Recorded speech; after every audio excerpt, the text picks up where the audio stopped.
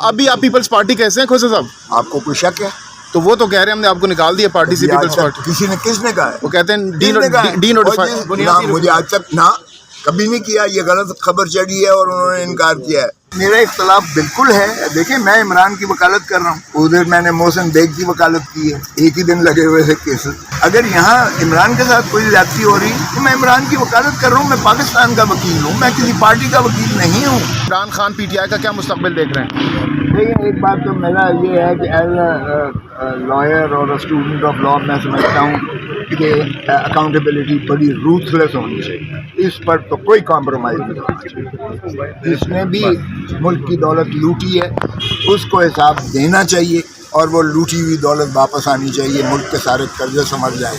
अगर हमने इसी तरह जो है दरगुजर करना शुरू कर दिया तो आप देखें 50 साल में ये तो अमीर से अमीर तर होते चले गए और मुल्क जो है गुर्बत की दहलीज में धकेला चला जा रहा है, डूबा चला जा रहा है। तो ये क्या वजह है? हाँ। मुझे तो समझ नहीं आती है। तो इसलिए अकाउंटेबिलिटी रूथलेस होनी चाहिए, एक बात।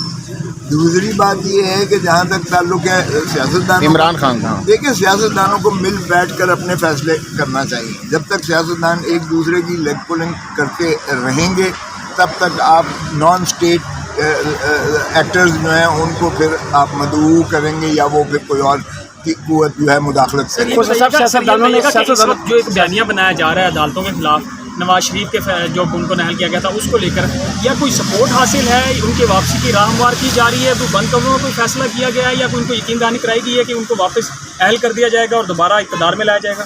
देखें, बड़ी बदकिस्मती है कि हमारा मुल्क तो बनाना रिपब्लिक बना दिया गया है, क्योंकि जो शख्स सज़ा याफ्ता होता है और अदालती मफरूर होता है उसका तो बयान भी आप शाया नहीं कर सकते और वो जो है normal rights under the law वो मुनहदम हो जाते हैं, उसको नहीं मुयसर आ सकते कानून में। लेकिन अब यहाँ क्या करें कि फैसले वो कर रहे हैं, चाहे वो लंदन में करते हैं चाहे वो दुबई में आके करते हैं। ये हैरत, इससे बड़ी क्या हैरत हो सकती है कि हम किस जानिब जा रहे हैं? क्या आपने जैसे कहा उनका राह हमवार किया जा रहा है, उनके लिए उम्र कैद जो है बंदिश ख़त्म करके, यानी उम्र भर की वो डिस्क्वालिफिकेशन नाअहली को ख़त्म करके 5 साल की कर दी गई है कानून में।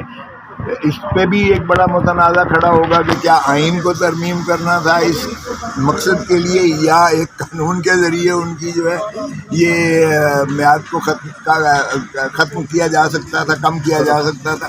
तो ये सारी चीज़ें हैं जो मैं समझता हूँ कि ये कानून ऐसे बन रहे हैं जो मखसूस लोगों को फ़ायदा और मखसूस लोगों को नुकसान पहुंचाने के लिए किए जा रहे हैं। ये मुल्क के मफाद में नहीं है, ना ही कानून जो है ये आइन के मुताबिक बनाया जा रहा है। बताएं 75 सालों बाद गरीब का क्या स्टेटस होगा और इसी तरह पिसता रहेगा और इसका यही फेट रहेगा? देखिए, यही तो अलमिया है कि जमहूर की बात करते हैं। आइन में रियासत जो है वो अवाम है। आर्टिकल 7 में भुट्टो साहब का आइन बनाया हुआ उन्होंने मुक़्तदर किया, नीचे से लेके ऊपर तक। डिस्ट्रिक्ट असेंबलियाँ, डिस्ट्रिक्ट गवर्नमेंट, सूबाई असेंबली, सूबाई गवर्नमेंट, पार्लियामेंट और वफाकी हुकूमत, ये सारे अवाम पर हैं, यही रियासत है। और आर्टिकल 5 में उन्होंने कहा लॉयल्टी टू द स्टेट, वफादारी अवाम के साथ, and obedience to the constitution, और ताबेदारी आइन की। इसमें ना मुक़्तदर हल्का है, ना अदलिया है, ना इसमें हुकूमत है। खोसा साहब, आप आती जाती रहती हैं। अवाम को तो हमने रोल दिया है, आप ठीक कहा। जिस अवाम के लिए ये सारा निज़ाम और सारा कुछ बना है, ये मुल्क अवाम के लिए बना है, हमने उन्हीं को रोंद के नीचे क्या दिया है। और हम अपना क्या अभी आप पीपल्स पार्टी कैसे हैं खोसा साहब? आपको कोई शक है? तो वो तो कह रहे हैं हमने आपको निकाल दिया पार्टी से, पीपल्स पार्टी।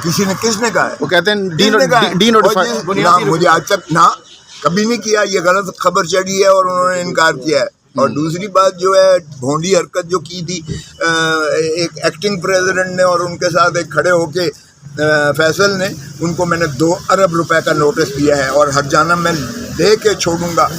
वो उसको कोई हक नहीं है इस किस्म की लग़्व बातें करने का जो उन्होंने फरमाई हैं। और बात हुई है सर जरदारी साहब से फ़ोन पर बात हुई है आपकी कोई? गिलगित बल्तिस्तान वो आइन बाय द वे मैंने मुंदरज करवाया इलेक्शन कमीशन ऑफ पाकिस्तान। मैं सेक्रेटरी जनरल था, आज भी मैं सेंट्रल एग्जीक्यूटिव कमेटी का मेंबर हूँ।